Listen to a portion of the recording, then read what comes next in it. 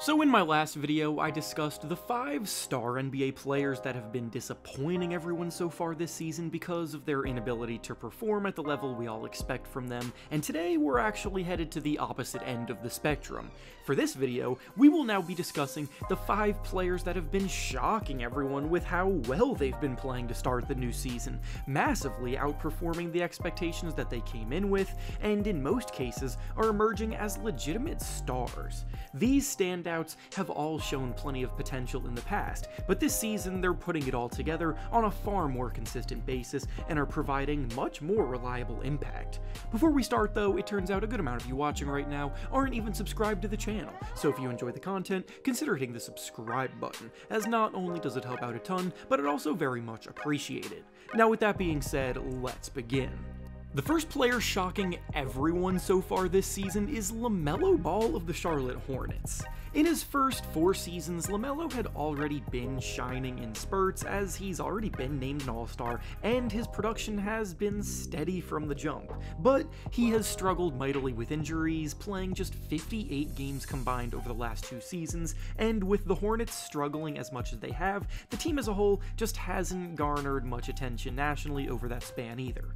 This year, LaMelo came in good to go health-wise, he's clearly been working hard over the offseason, and now he's taking his game to a whole new level. His previous career high in scoring was 23.9 points per game last season, and now this year, he's putting up 28.4 points per game while dishing out about 7 assists per game to go along with it. Ever since the early days of LaMelo as a prospect, one of the most entertaining aspects of watching him play has been the fact that he has such a natural feel for the game and easily pulls off flashy passes, dribble moves that look effortlessly masterful, and incredible touch around the basket, all while putting up a high volume of 3-point attempts. And now, he's putting all of that showmanship on display while producing like one of the best guards in the game. The game of basketball is just more fun when LaMelo Ball is healthy, so let's all hope he stays on the court to continue building on this nice momentum. The next player shocking everyone with how well they're playing this season is Tyler Herro of the Miami Heat. The Heat had a pretty quiet offseason this summer, so coming in there weren't many expectations of much changing. Overall, the Heat are still performing like just an average Eastern Conference team, but Herro is actually taking command of the team's offense after having 3 straight seasons of similarly above average production. He's gone from being someone who scores about 20 points per game on above average shooting splits to now coming out of the gates red hot, scoring 24 points per game, making 49% of his shots and 45% of his threes. For a squad who was clearly relying on improvement coming from within, Herro has actually answered that call and done just that. What's most impressive about it, at least to me, is that he's actually taking fewer shots per game this year than he did last year, so his improvement is purely from an efficiency standpoint, and this could actually lead to him being put in an even bigger role, which would then lead to his scoring numbers potentially increasing even more. Realistically, his percentages are likely to dip a bit as the season progresses though, but he's establishing himself as a real go-to option. The next player shocking everyone with how well they've been playing this season is Vagner of the Orlando Magic. The Magic's season actually began with Powell soaring out of the gates in dominant fashion in their first 5 games, but unfortunately, Banchero then suffered an injury in that 5th game and is likely going to be out until at least the end of December. When that happened, the excitement surrounding the young emerging Magic team briefly quieted down, but in Banchero's absence, Vagner has stepped into a more prominent role and is now looking like a bona fide all-star. In the 10 games that they've played since Banchero went down, he is averaging 25 points, 6 rebounds, and 6 assists per game. He's embracing much more of an on-ball role creating and facilitating, and Wagner's confidently getting to spots and scoring at will. And on top of all of that, the Magic have now rattled off 6 wins in a row, with 5 of those wins being by double digits. So despite being without Powell, they're still very much giving teams problems night in and night out. This was a group that had already been dominating the defensive side of the ball, being the third best defensive team last year, and are now the second best defense so far this season, and they have a second all-star caliber player developing on the offensive end, so when Powell does come back, they'll be even scarier. The Magic desperately needed more creation and shooting on the offensive end, and Vagner is taking a career-high 3-point attempts and dishing out a career best in assists on top of his career best scoring output, so he's taking it upon himself to be that boost. The next player shocking everyone with how well they're playing so far this season is Norman Powell of the Los Angeles Clippers.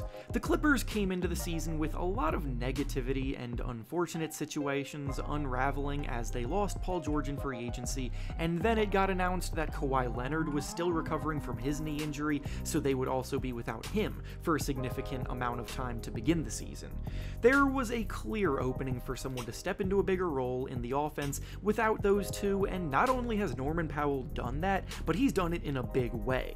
Powell's been one of the league's best sixth men for years now, with a few seasons where he put up just shy of 20 points per game, but now as a starter, he is putting up a career-high 23 points per game, shooting a red-hot 49% from the field and 49% from three. He's confidently getting his shots up from all three levels, he's genuinely providing a winning impact, helping keep the Clippers afloat in Kawhi's absence, as the team is currently with a winning record of 8-7.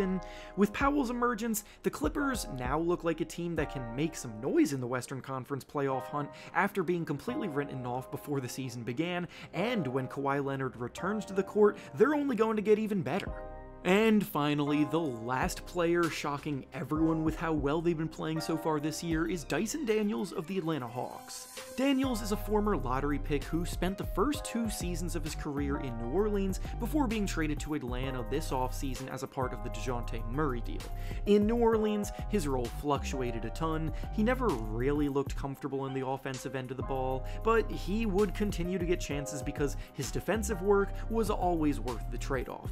With that being said though, he was a 6-point per game scorer with an unwillingness to take many threes, and his lack of confidence in his ability to create off the dribble made him a bit of a liability on offense at times. This season though, the fresh start has clearly done him a lot of good, as he is taking a ridiculous leap forward on both ends of the floor. Daniels is the Hawks' starting shooting guard now next to Trae Young in the backcourt, and he's benefiting from Trae's elite playmaking talent a ton, moving without the ball to get easy looks for himself. He's cutting well, and most importantly, he's at least taking more threes, even if he's still not very efficient from beyond the arc, and all of that has led to him averaging about 15 points per game.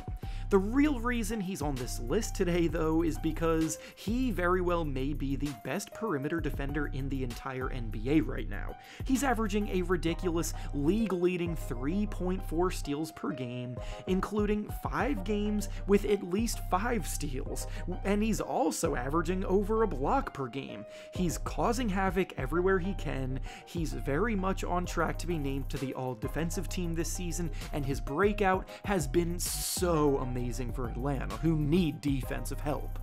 And with that being said, that's all I have for you today. Make sure to like the video, subscribe to the channel, and comment down below which players have shocked you the most so far this season. Thanks for watching, and I'll see you all next time.